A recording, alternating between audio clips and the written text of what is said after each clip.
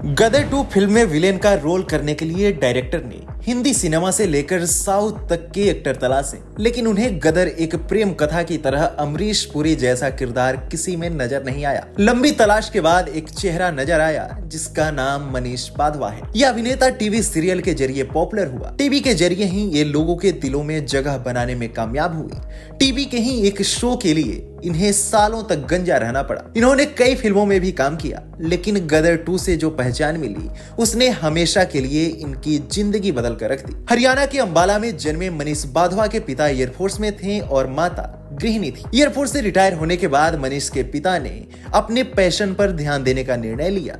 वह film industry में जाना चाहते थे, लेकिन उनका सपना कभी पूरा नहीं हो सका। संघर्ष करते हुए उन्होंने एक फिल्म बनाई, लेकिन वो फिल्म पर्दे पर आ नहीं सकी। बाधवा के पिता ने अपनी बनाई हुई फिल्म में मनीष से ही एक्टिंग करवाई थी।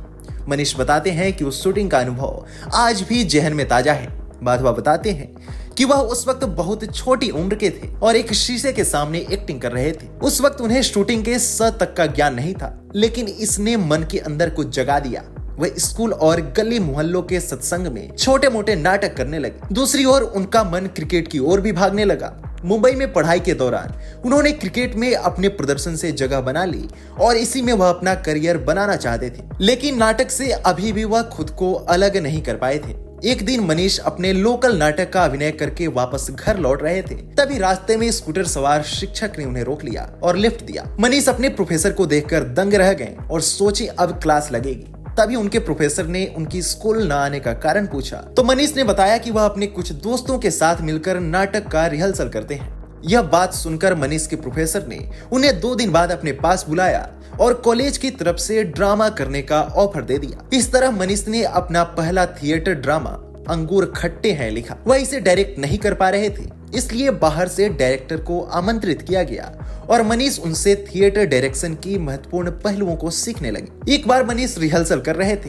तभी वहां मौजूद डायरेक्टर ने अचानक अपनी चप्पल मनीष के पैरों पर दे मारी और चिल्लाते हुए बोले कि अपने आप को संजय दत्त समझे हो क्या ठीक से खड़ा भी नहीं हुआ जाता। मनीष सहम गए। अब उन्हें कुछ समझ नहीं आ रहा था कि क्या हो रहा है, जबकि वह तो अपने दोनों पैरों पर ही खड़े थे। कुछ समय बाद उन्हें एहसास हुआ कि वह पैर सीधे रखकर चलने के लिए बोल रहे थे। डायरेक्टर की कोल्हापुरी चप्पल ने मनीष के मन में एक छाप छोड़ दी और इस घटना से उन्होंने बहुत कुछ सीखा। इसके बाद वह थिएटर करने लगे और कॉलेज स्तर पर होने वाले आयोजनों में हिस्सा लेकर इनाम जीतने लगे। धीरे धीरे पूरे सर्किल में उनके नाम की चर्चा होने लगी। मनीष ने कमर्शियल थिएटर की तरफ किस्मत आजमाने का फैसला किया, लेकिन पैसों की किल्लत उसमें भी थी। बस गुजारा चल जाता था। इसी दौरान उनकी किस्मत ने करवट ली और उनको एक बड़ा रोल मिला, जिसमें जया बच्चन मुख्य किरदार में थी।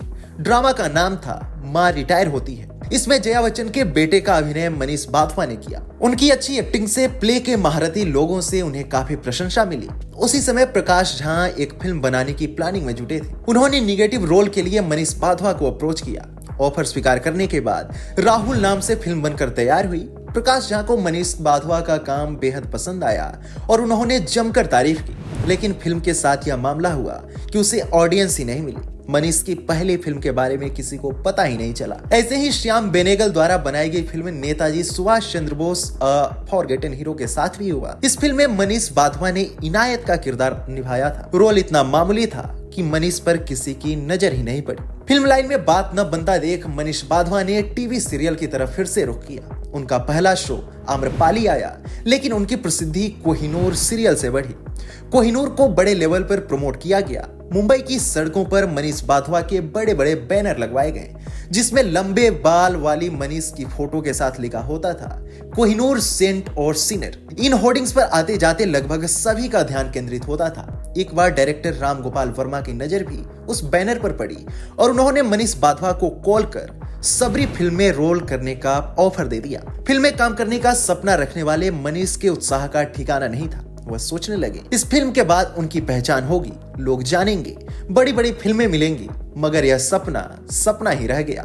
फिल्म बनकर तैयार हो गई, लेकिन किन्हीं कारणों से उसे फिल्मी पर्दे पर उतारा नहीं जा सका। काम न बनता देख मनीष ने दोबारा से टीवी सीरियल की ओर कदम बढ़ाए। इसी बीच मनीष को एक दिन कॉल आया और उनसे सीरियल में चाणक्य या धनानंद के रोल के लिए ऑडिशन देने के लिए कहा गया। यही मनीष के करियर का टर्निंग पॉइंट साबित हुआ। उन्हें धनानंद के रोल के लिए चुना गया। हालांकि जब उन्होंने चाणक्य जैसे बड़े रोल के लिए अपना ऑडिशन दिया तो वहां मौजूद सीरियल मेकर्स ने उन्हें ही चाणक्य के अभिनय के लिए पसंद किया और यहीं से मनीष की कामयाबी की कहानी शुरू हो गई। आपको मनीष वाधवा की एक्टिंग कैसी लगती है? हमें कमेंट सेक्शन में जरूर बताएं।